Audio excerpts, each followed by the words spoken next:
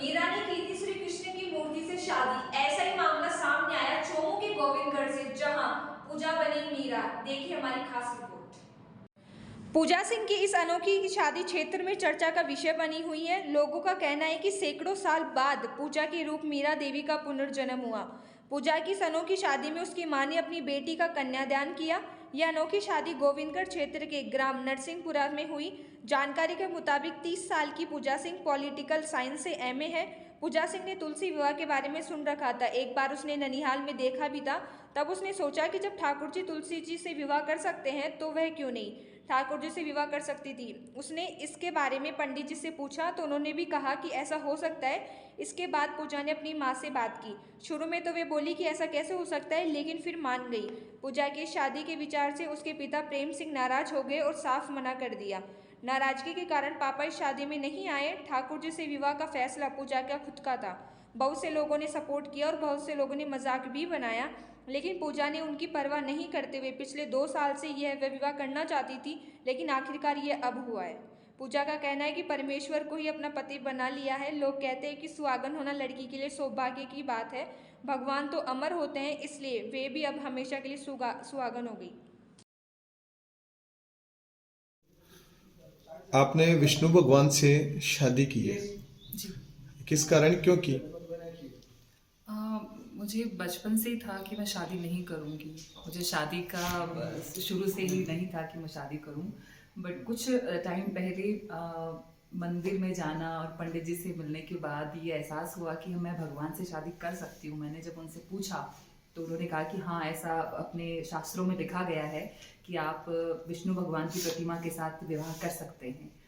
तब मुझे लगा कि भगवान से शादी करना उत्तम रहेगा, तो मैंने भगवान से शादी करके अपने आप को उनको समर्पित किया। इस शादी को लेकर घर वालों ने कोई नाराजगी दी या यस? हाँ, थोड़ी सी समझाइश हुई थी घर में कि समझाया गया मुझे कि किसी लड़के से शादी करना है। और तो मम्मा से जब मैंने कहा तो मम्मा ने कहा कि चलो ठीक है, अगर नहीं करनी है इससे बढ़िया है कि मैं भगवान से शादी कर लूँ।